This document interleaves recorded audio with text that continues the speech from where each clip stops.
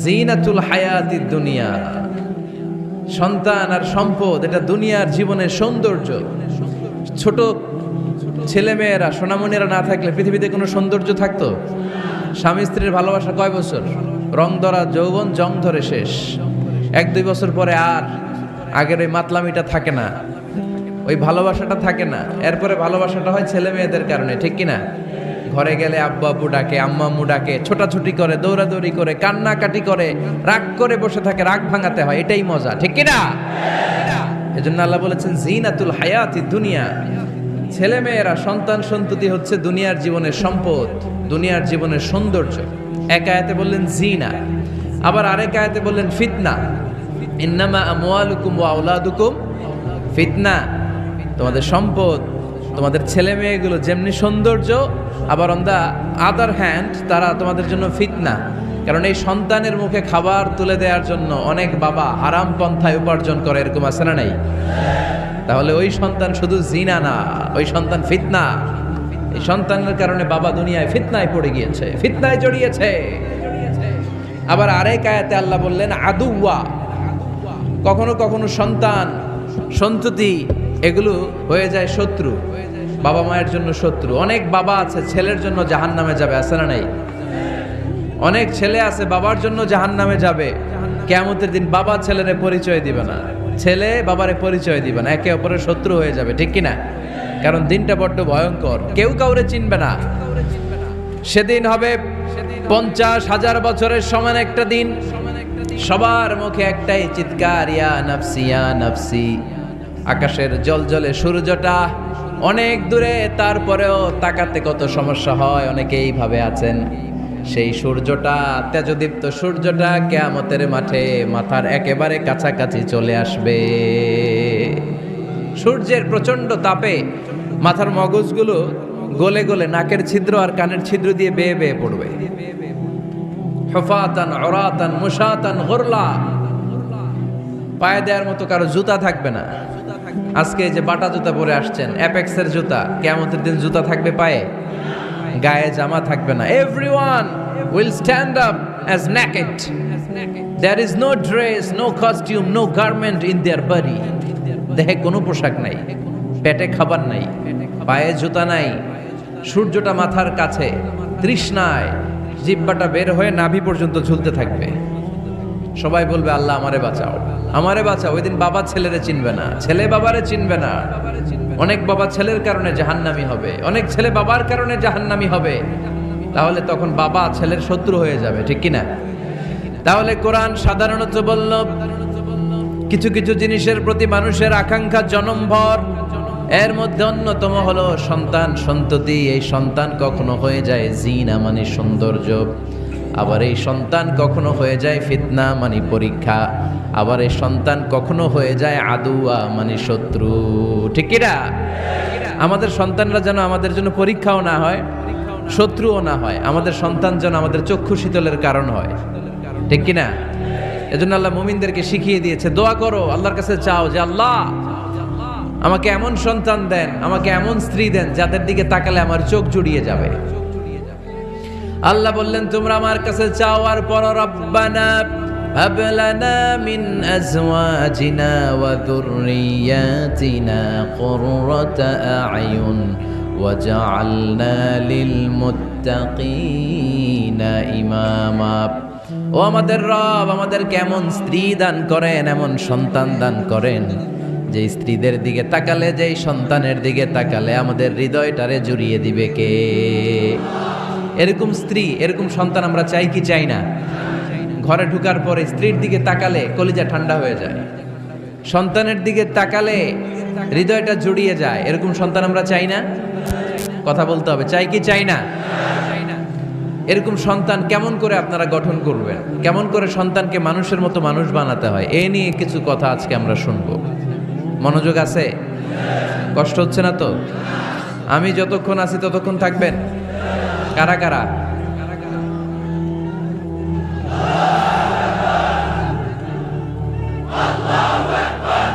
মাশাআল্লাহ, মাশাআল্লাহ। তাহলে থাকেন আমার সাথে, বসেন, কথা বলি কিছু। আসলে এগুলো খুব জরুরি ওয়াজ। কি করে ফ্যামিলি ঠিক করবেন, কি করে দাম্পত্য জীবনটাকে সুখময় করবেন, কি করে সমাজটাকে ভারসাম্যপূর্ণ করবেন, কি করে ছেলে মেয়েদেরকে মানুষের মতো মানুষ করবেন, এগুলো জানার দরকার আছে না নাই?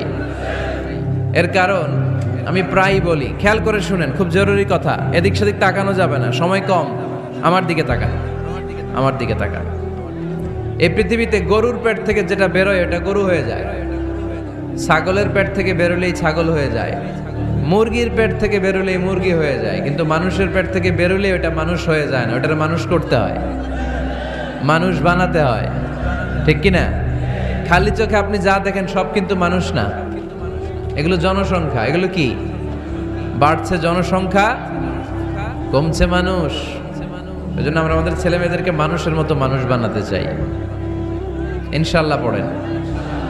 এখন কিভাবে মানুষের মতো মানুষ বানাবো? অনেক মা বাবা ছেলে মেয়েদেরকে নিয়ে উদ্বিগ্ন, আমাদের কাছে আসে, হুজুর কি করব ছেলেটারে নিয়ে, কোন প্রতিষ্ঠানে দিব, কিভাবে মানুষ করব, হুজুর একটু বলে দেন। এরকম উদ্বিগ্ন অভিভাবক আছে না নাই? সব বাবা মাই চায় ছেলে মেয়েদের উজ্জ্বল ভবিষ্যৎ। কোনো বাবা মা চায় তার ছেলেটা টেন্ডারবাজ হোক? উত্তর দেন। কোনো বাবা চায় তার ছেলেটা চাঁদাবাজ হোক, তার ছেলেটা ধর্ষক হোক, অ্যাসিড নিক্ষেপকারী হোক? না, চায় না। সব বাবা মাই চায় তাদের ছেলে মেয়ে মানুষের মতো মানুষ হোক। আজকের এই চমৎকার দুপুরে, চমৎকার অপরাহ্নে আমরা জানার চেষ্টা করব কেমন করে ছেলে মেয়েদেরকে মানুষের মতো মানুষ বানাবো। অনেকগুলো পয়েন্টস আপনাদের সাথে শেয়ার করব। বাবা মায়েরা, বাবারা এখানে আছেন, মায়েরা আছেন মহিলা প্যান্ডেলে, সবাই খেয়াল করে শুনেন কিভাবে ছেলে মেয়েদেরকে মানুষ করবেন।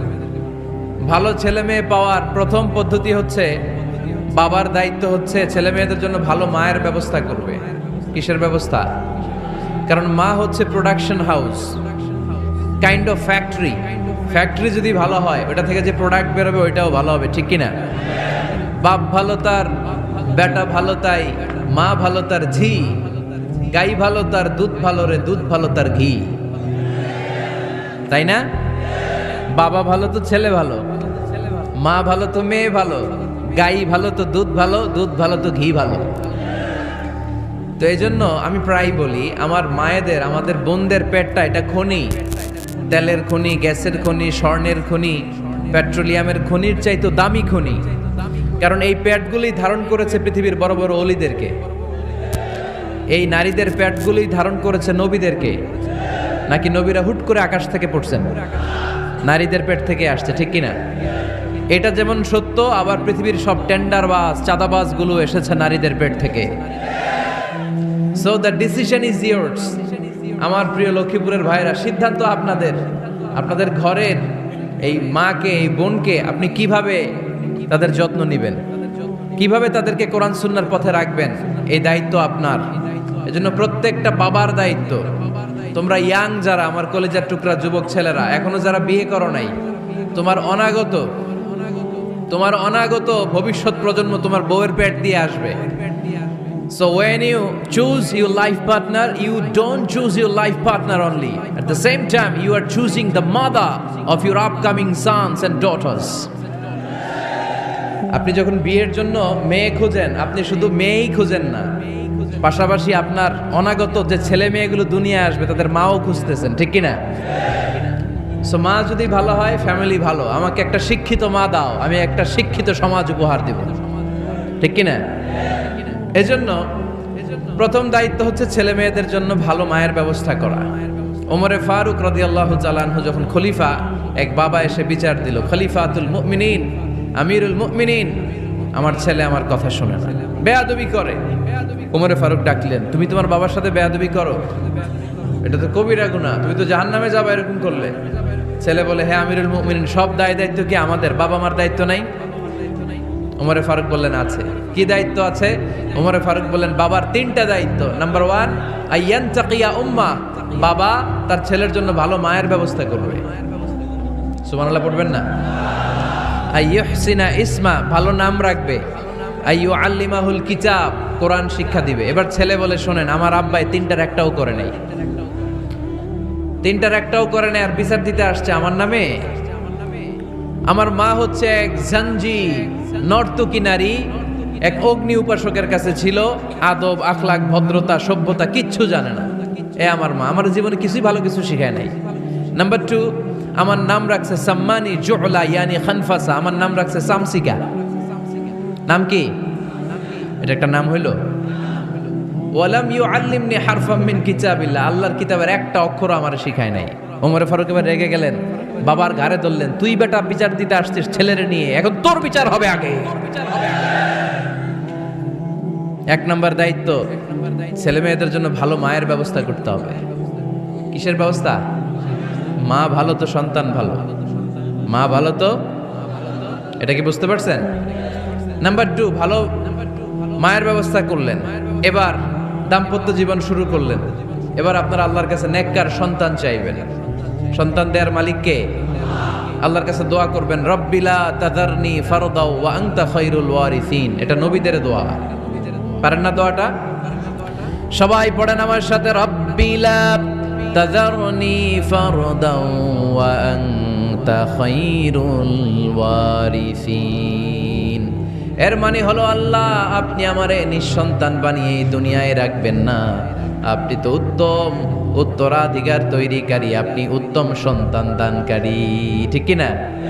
আল্লাহ তাআলা সন্তান দেন, এজন্য আপনি দোয়া করবেন, এই দোয়াগুলো পড়বেন। রব্বি হাবলি মিনাস সলিহিন, আমার সাথে সাথে আওয়াজ করে পড়েন, রব্বি হাবলি মিনাস সলিহিন। কেউ বাদ যাবেন না, আওয়াজ করে সবাই পড়ুন, রব্বি হাবলি মিনাস সলিহিন। এর অর্থ হচ্ছে, হে আল্লাহ আপনি আমাকে নেককার সন্তান দান করেন। আওয়াজ করে পড়েন আমিন। নেককার স্ত্রী, নেককার সন্তান আল্লাহর কাছে চাইতে হয় ভাইয়েরা, না চাইলে পাওয়া যায়। তাহলে 1 নম্বরে ভালো মায়ের ব্যবস্থা করলাম সন্তানের জন্য, 2 নম্বরে আমরা আল্লাহর কাছে দোয়া করলাম, 3 নম্বরে আল্লাহ দোয়ায় সাড়া দিলেন। আল্লাহ ছেলে বা মেয়ে কিছু একটা দিলেন, তখন শুকরিয়া করবেন কার? নাকি না শুকরি করবেন? অনেকে ছেলে পছন্দ করে, মেয়ে পছন্দ করেন, আছে না নাই? আলহামদুলিল্লাহ এইখানে এরকম কেউ নাই। এই আছে, তুমি জানলা কেমনে? আমি বাঁচায় দেওয়ার জন্য বললাম নাই, এরপর এরা কয় আছে। যদি কেউ থেকেও থাকে, চেঞ্জ ইউর মাইন্ড, আপনার মাইন্ডটা চেঞ্জ করেন। ছেলে হোক মেয়ে হোক, শুকরিয়া করবেন কার?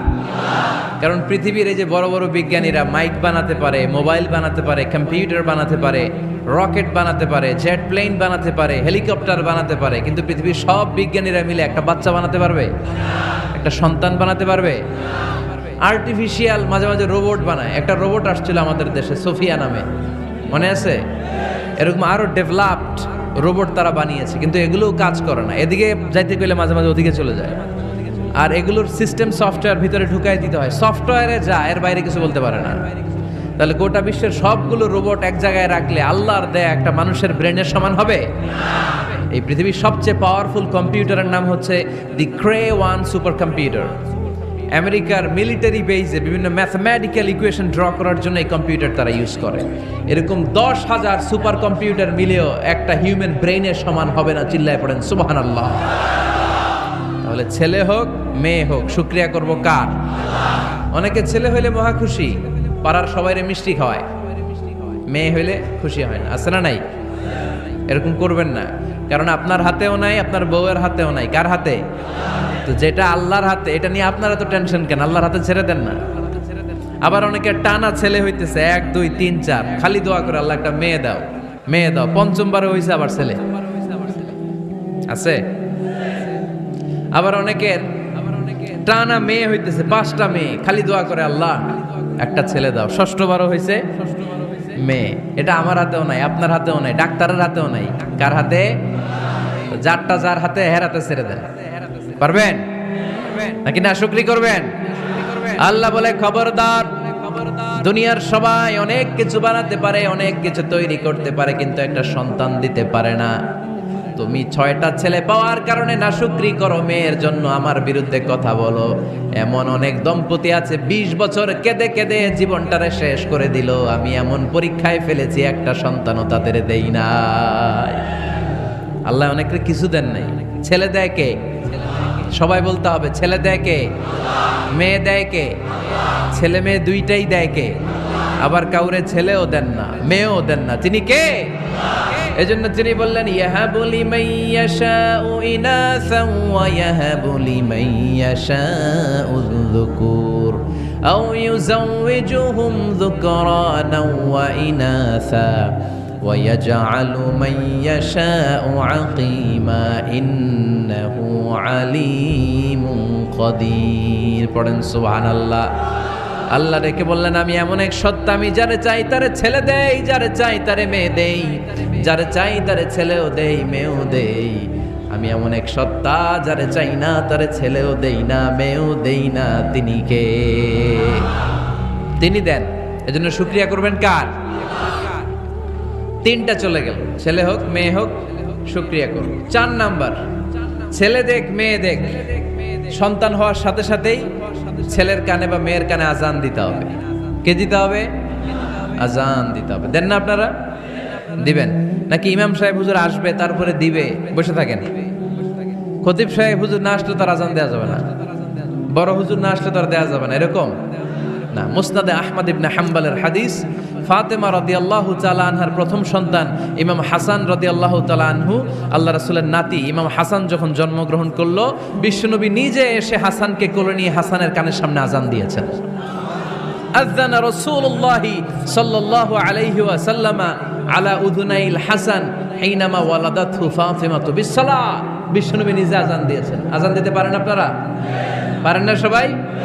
আল্লাহু আকবার, আল্লাহু আকবার, আল্লাহু আকবার,